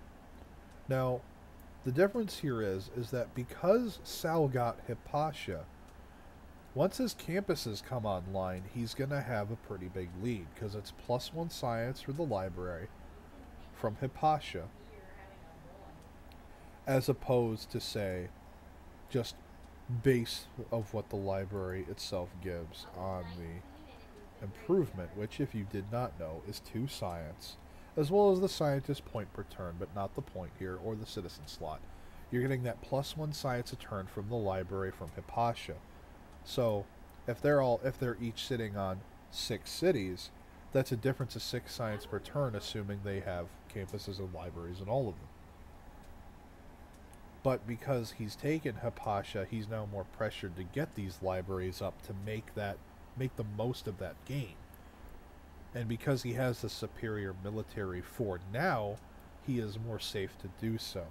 And as you can see, he does throw down this city here and immediately sets up the wall as a pre-production lock, so to speak, on it.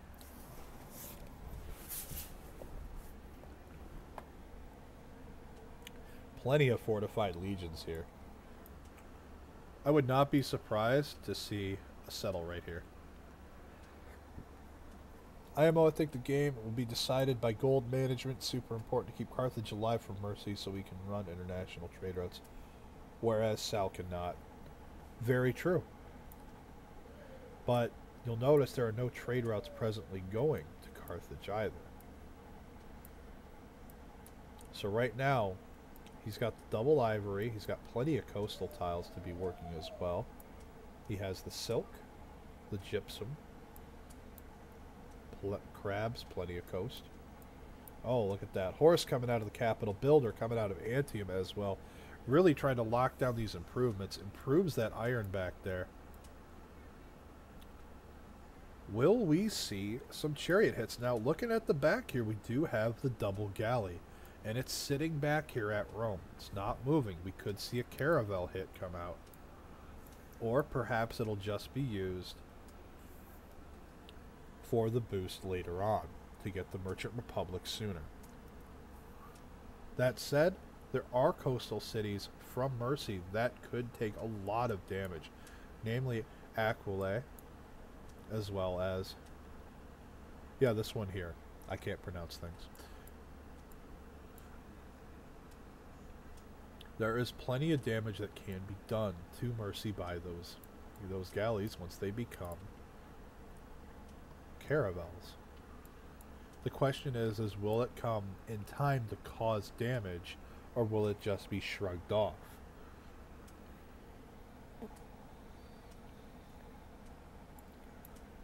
We are at turn 51 here. We are going to take a look at our culture screen. Once again, we're at 2 out of 6 tourists. So Murcie is generating a little bit of culture, but Sal's a third of the way there. He's got to step up his culture game, slap something down to get his tourism going up a little bit here, just to elevate his culture to try and really make this a hard point. 14 science a turn from Murcie with 14 techs, but look at this, Sal at the 34 science a turn. He took that space, that breathing room he gave himself with this inflated military, and he's turned it right into science. So if Murcie doesn't do something, he's going to fall behind. He's at less than half the science of his opponent now. He is, however, doing a great job keeping up in culture. 27.5 from Sal to 25 from Murcie. So there's not a big lead there, and as the game progresses, that little difference in their per turn scores means a lot less. Military strength is comparable, but when you're looking at the formations here, that matters too. Those benefits of fighting side by side with your allies. Another settler coming out. Goodness gracious.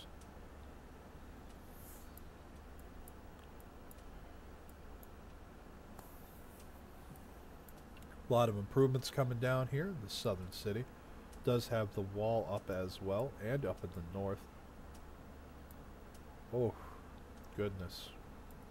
Plenty of tiles still left to improve here by both players. I'd like to see Sal get some more builders out for sure, as well as Murcie, because these tile improvements are important. Murcie himself opting into a religion here. We're going to take a quick look and see. No, we have no apostles just yet. But take a look at the passive pressure here. Now, he did convert Aretium rapidly, really quick here, because he needed a forward city that he could get his passive spread back on, as you can see. Lugdunum is going to convert in 12 turns there. 14 for Sicia, 9 for Velitrae, and 75 for this one up in the north. But that's going to change over time as these other cities convert, and that passive spread is going to make a difference over time, especially with Defender of the Faith.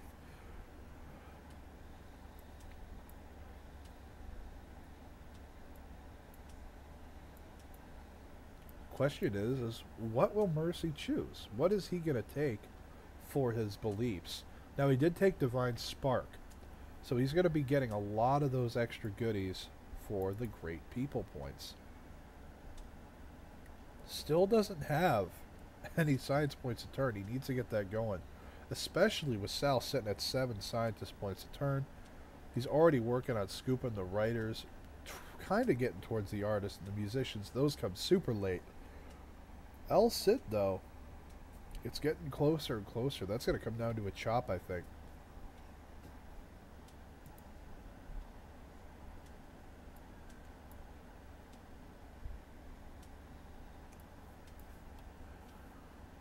Plenty of good settles here to see. Just absolutely wonderful. Sal is more hard-pressed, though. He does have a settle here and here that he can take, so he's not quite crunched in just yet. That said, he does have Murcie in his face here, working a sort of contain.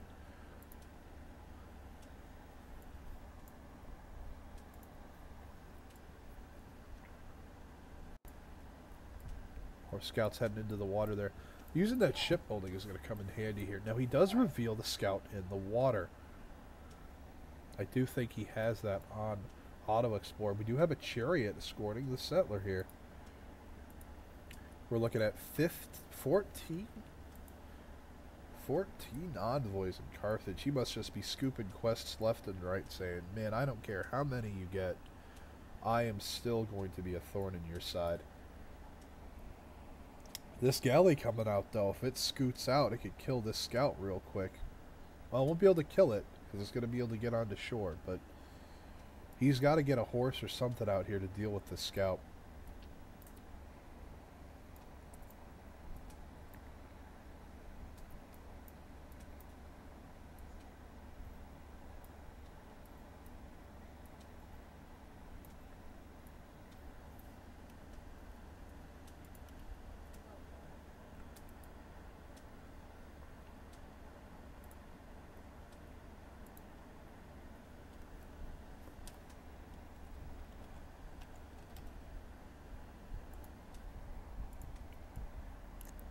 While we're waiting for this turn to cycle, I do want I'll throw a huge thanks out to Agatha and the CPL administration team for inviting me to come cast the matches today and this weekend. It's going to be an absolute blast. I hope to see you guys swing by my stream and the other casters this weekend. It's going to be awesome. We're going to have a huge turnout. We have players from all over the world coming together to represent their community, and it's awesome. It really is to see. And there we go, another city coming down for Murcie. Gets the free builder, of course, because of his ancestral hall back in his district, the government district. Look at that, builders running around here. He did get the 2 free with the cities.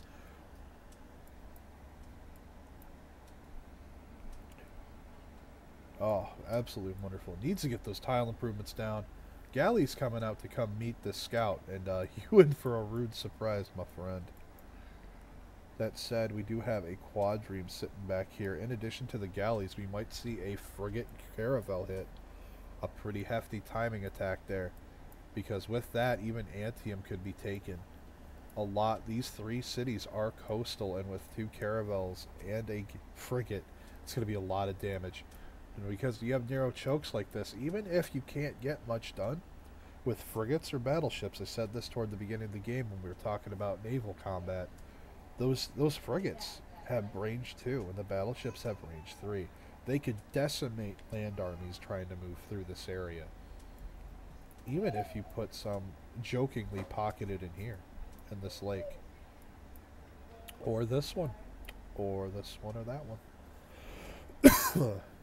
You could see a lot of damage done and really hold the line, where in a way that you honestly wouldn't expect. And there is the second galley there coming out for Murcie. He does have the horse here to hound down that scout if it came onto land. Doing an excellent job there. Oh, look at that. Quadrime is going to go scout around a little bit. Scout finds a goodie hut on this pocket lake, and he's checking out these little pocket areas, and he did find a goodie hut back here. And I don't know if he's seen it or not, but he's going to get that one there as well. I think Murcie might go to frigates himself and or the long game. He's at a pretty hefty disadvantage. I mean, yeah, he does have a lot more room, Agatha, you're very right. But if he doesn't correct the science deficit, he's going to be hurting. 45 science a turn to 17.5. 48 culture to 29.7. It's wrong. Murcie is more than just culture that he went. Taking a look at the culture screen, we do have 3 of 7. He is almost halfway there to a culture victory. The issue is, I think Murcie messed up chop management and has no campuses up or community. Yeah, he does not. He doesn't have any campuses, and each player has 1 commercial hub. Excuse me. Oh, we do have extra galleys coming out here as well. That's a third. City gets established up north here off of this lake. Absolutely gorgeous. Gets the farm down right away.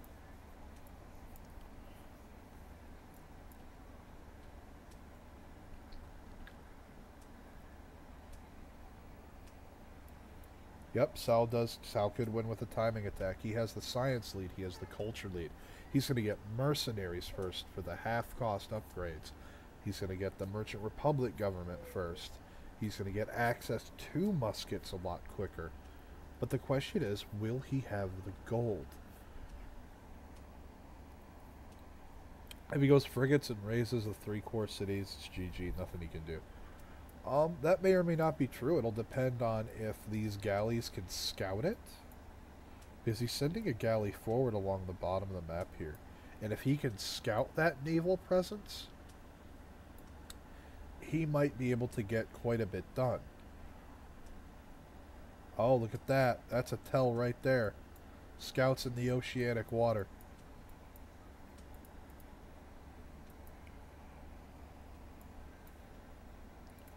For those of you who are not familiar, in order to get into those deep, deep waters, you need cartography, and that is the Caravel technology. The only thing that could help Murcie is, by the looks of it, he is... Oh my gosh, chat, settle. He's clearly behind, even if that is perfect. Very true.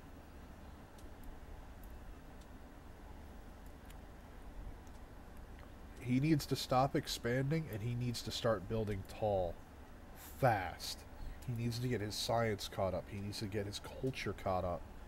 And he needs to do it before this timing attack can happen. Now, this lead galley that he's sending out here, if it can scout the naval presence, he can do something against it. He might have the time. Or, who knows, it might trigger a preemptive response from Sal. But either way, something's got to happen. And this is going to be very, very close, because these units are no longer in a good formation to support each other. He's got to get himself realigned. No need to be greedy. Does the map go around? Yes. So, you're looking at this distance right here.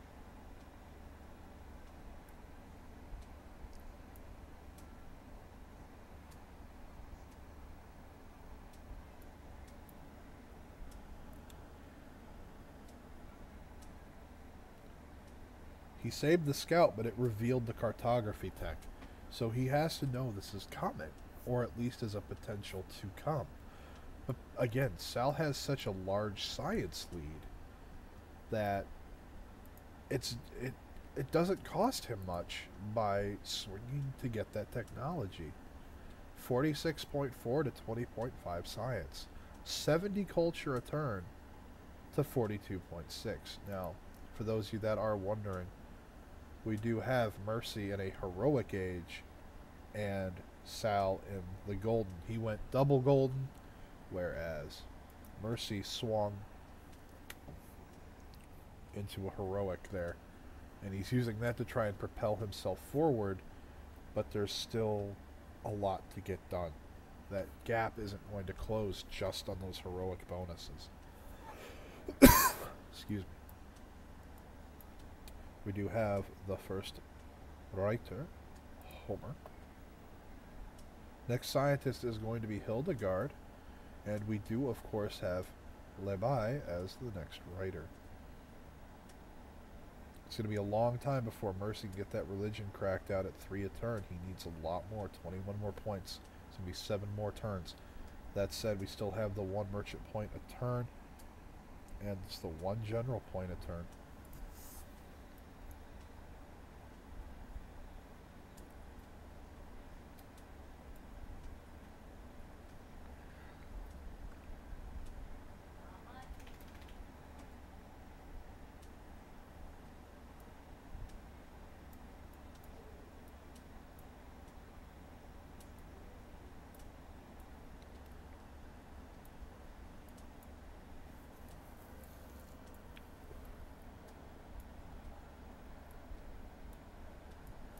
Oh, he's getting right in his face. This is ill-advised in my opinion, but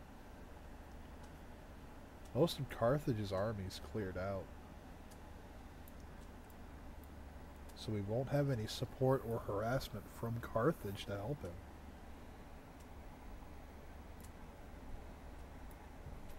This legion coming down through the south way while this archer kind of follows to keep an eye, but on this settler coming forward here, it's probably going to drop the city right there. That is an open spot that we saw earlier. However, with baths, for those extra amenities and that water connection, we do have archers coming out as well to reinforce this. That said, Murcie responding in kind, upgrading one of the warriors to a legion. He needs more troops up there if he's actually going to pressure, because this legion here, it's getting a support bonus of +4, but there's a flanking bonus here as well, canceling it out. Now it is fortified on the hill, so it's going to be very hard to deal with. But none of these units are going to be able to budge much, and these archers are just going to be feeding promotions. We have quite a bit of a deadlock there, but he needs more to reinforce it if possible. Quadrime getting a little ballsy here, checking things out. Is in plain sight of the galley. That said, we do have a caravel in the water, as well as the second one down here to the south. So these caravels are going to be coming over and smashing face. I am hoping that he is going for frigate tech as well, and he pulls the quadrime back as well as bring this one in to upgrade the frigates, because the 2 frigates with the 2 galleys will go unchecked for quite a while until Murcie can catch up. Taking a look at the science tech tree here, we have S1AL in the Renaissance era, as you can see, at the cartography technology, whereas Murcie is a little bit back here in this general field.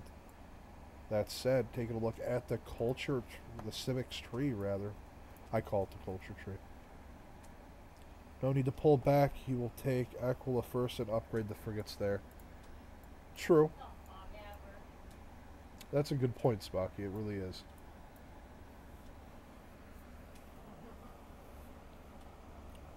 We do have the Great Prophet coming out here. We have Confucius. We'll have to wait and see what the religious choices are. Taking a quick look at the religious lens, we do have Velitre being converted as well. We do have a turn transition, so we'll look back at that in just a second here. There we go. 7 turns, 10 turns, 3 turns, 30 turns. Everything is picking up in pace. He's going to have that big Defender of the Faith bonus very soon. That's possible. He's got to do it quick due to loyalty. Yes, he does. Now, he does have the galleys pulling back, so he's expecting behind this quadrime of bravado there are caravels coming. You probably hold the city for 5 turns, 7 moving the governor. It would have to be... It would have to be Victor. Even if it flips, he could just keep flipping it with caravels. Yeah, true. I mean, after he flips it and takes the and does his upgrades, he could, when it reflips, he could just raise it after that. If that's going to be the plan, because there's no point just retaking it over and over. 1 catapult, 1 wall, and a few galleys will delay it. Yeah. He's going to need the catapults, though. It would be nice to see some catapults on this hill as well, just to get the extra shot. I mean, Murcie does need these coastal cities, and he's going to take a lot of damage if he can't get it under control.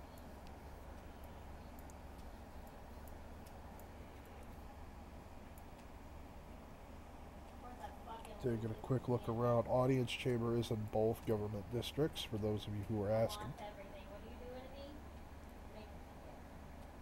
We do have commercial hubs coming down and getting worked on. Excuse me. Goodness. Another one up there as well. In my opinion, S1AL revealed the ships too early, but it will most likely work out. I agree. I would have liked, like, when he put the scout in the ocean water, that revealed the cartography tech. And had he kept it hidden, he could have let the scout die, or just thrown it onto the coast, and it wouldn't have gotten hit the first time, and he would have been fine. because shipbuilding is pretty common to pick up, simply because you never know what scouts are going to find on those one-tile islands. And because of that, instead of just hiding it, keeping that hidden, he revealed it. And he could have gotten a lot more done with keeping it hidden. Now, we do have crossbows shooting at these legions. Not that they're getting much done to them, but archers shooting back at the legions, I don't think this is a good idea. You're literally just feeding promotions on both sides. I mean, if the crossbowmen can get up to promotion 4, I mean, maybe.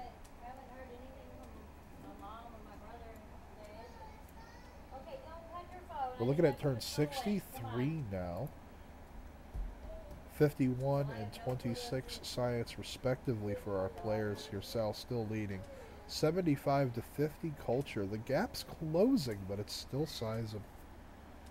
Military strength is very close at 547 for S1AL and 500 for Murcie. 22, almost 23 culture a turn to Murcie's 5.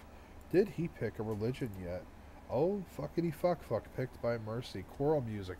Shrines and temples provide culture equal to their faith output, and missionaries and apostles are 30% cheaper to purchase. More of a reactive take. What's wrong, sweet pea? Aww. Oh, I see. It's dead. Poor baby girl. Alright. Range unit promotions are better than melee promotions in general. That's a fair point, especially with the double shot at the bottom. Sure.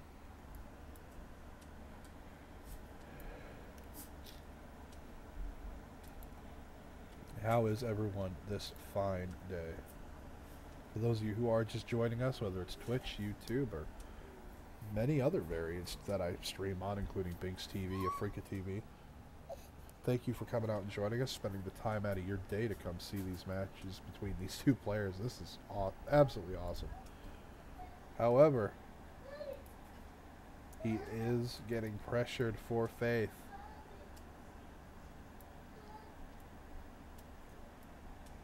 More trade routes coming out in the back for S1AL, getting that economy established. We do have some hits being traded here.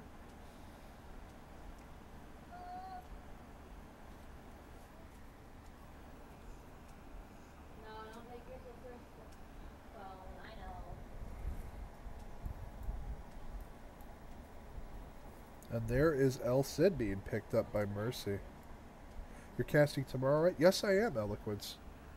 I will be casting a match at 0800 hours, 8 a.m. at Eastern Time Zone, EDT. That'll be the first match, and that'll be a free-for-all on a continents map. Later on that day at 1800 Eastern, I will be casting the free-for-all that is on a Pangea. And I am more than happy to throw up that schedule for you in just a second here. I do not, however, want to deny you guys seeing what these players are doing as they try to vie for dominance on each other. Legion retreats across the river there. Murcies are moving forward a little bit, trying to apply a little bit more pressure. Only sees the one crossbow.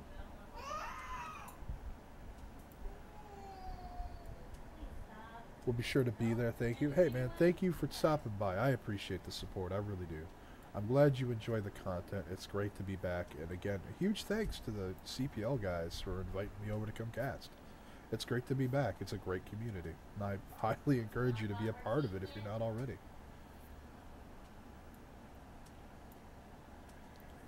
For those watching that are new to the BBG and BBS mods, which are the Bigger Better Game and the Bigger Better Start mods that were made by S1AL and CodeNaw.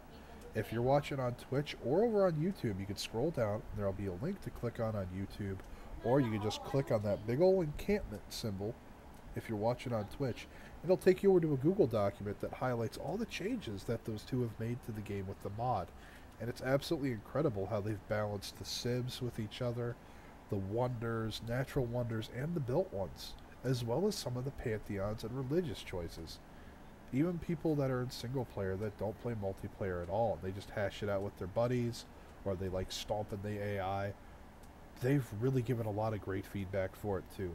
So it provides a little something for everybody. Highly encourage you to check it out.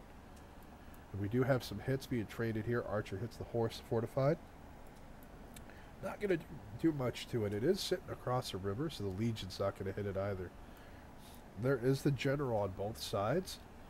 However, Defender of the Faith is not up here yet. Crossbowman taking a shot. Does the Archer as well? No, it does not. Cannot shoot over that hill, unfortunately.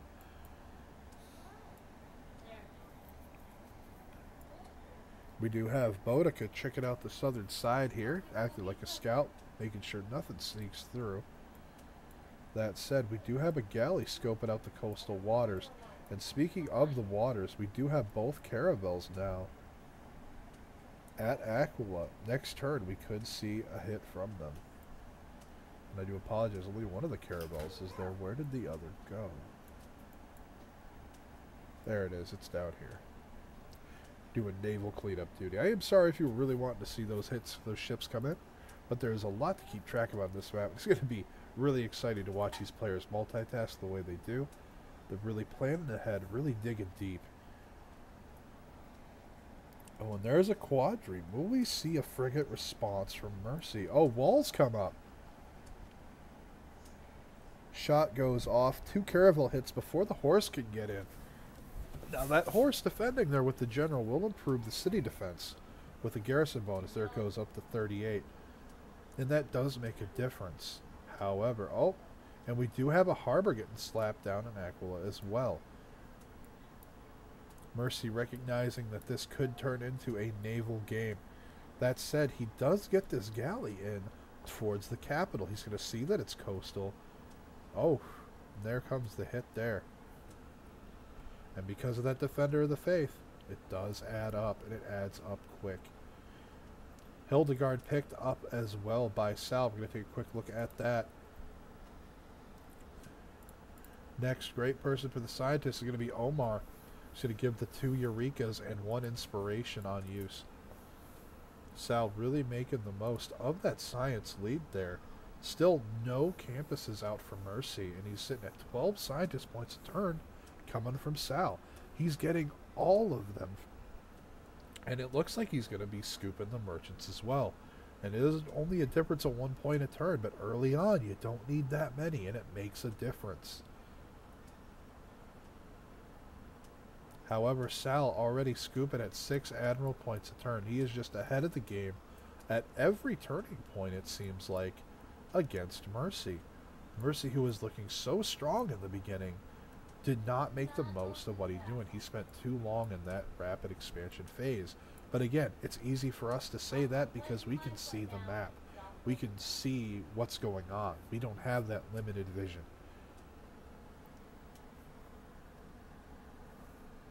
Taking a quick look at the culture victory here. 4 out of 13. So, Murcie has managed to slow Sal down. But the question is will it be enough? 94 culture a turn to Murcie's 55. 59 science a turn to the 28 of Murcie. He is really on the down and out here. He cannot afford to lose this rear city. But can he actually hold it? More quadremes coming out. We could see a frigate turn.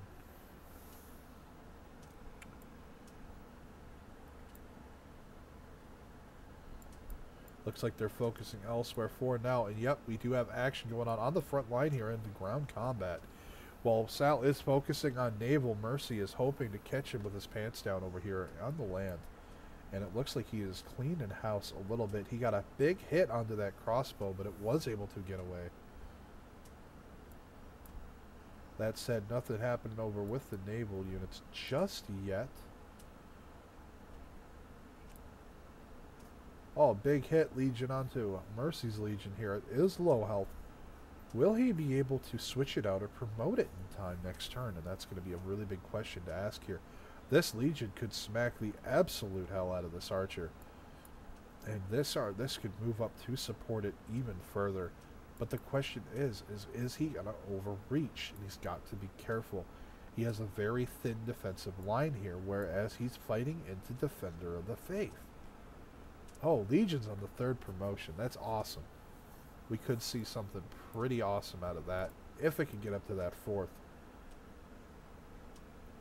Archer moves up to Reinforce, granting that support bonus, and oof. Ouch. That did not do much. That said, looking back at Aqua, the ships still have not moved. Only 40 seconds left in the turn. And here we go. We have more harbors coming down. But will it be in time?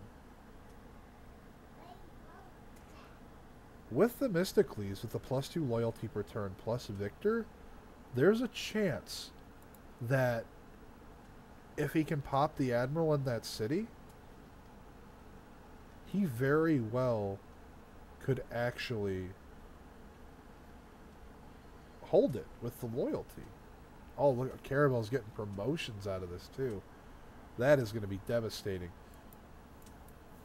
Even if he manages to hold Aquile, these Caravels sitting on promotions are going to be devastating to frigates if he can't get enough of them out. Because frigates are one of those ships where you need to be able to really strike home. And look, you did see that +5 heal at the end of the turn cycle, and that is because the Scientist was picked up and popped by S1AL, and he's getting that extra healing per turn, not just the 20 recovery and friendly terrain. Yes, he did.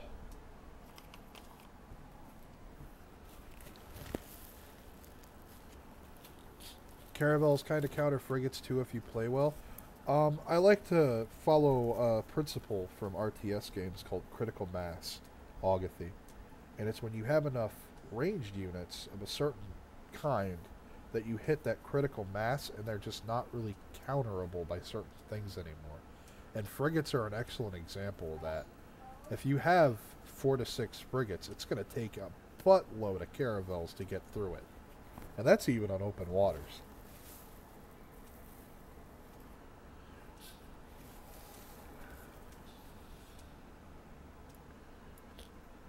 Taking a look at things here now. The Legions do swap out here. This one beat the absolute snot out of that Archer. That said, there is another crossbowman up here. So we have the 3rd one up here at that city there. I was going to try and pronounce it, but I gave up halfway. That said, we have a lot going on here. And it just goes to show with these moving pieces here.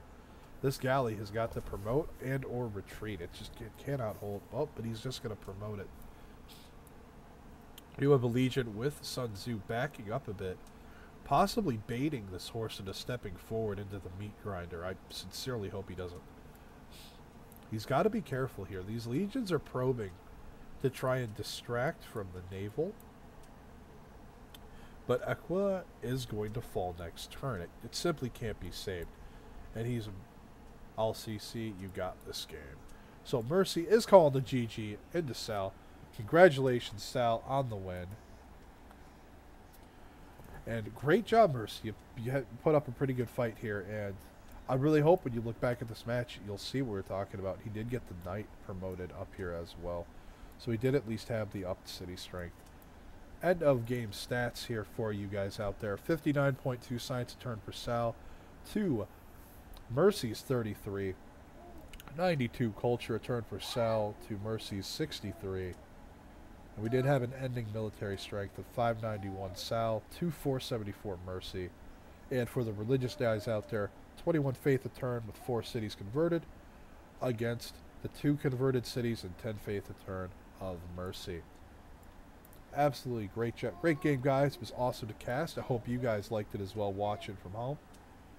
Really appreciate all the follows I got bombed with today. That was absolutely incredible. Thank you guys so much for coming out. And I will see you guys tomorrow. Really look forward to seeing you guys. Remember, that is going to be up at 8 a.m. EDT. And that's going to be a continents map for free-for-all. I'll be putting up all that information for the map settings and whatnot tomorrow. And I really hope to see you guys swing by. And don't forget to swing by the other casters this weekend as well. because it's going to be a blast. These are only the 5 matches I myself am casting. We have other casters for the team games as well that are going on. Hope you guys swing by and support them as well. Thank you guys again, and I look forward to seeing you guys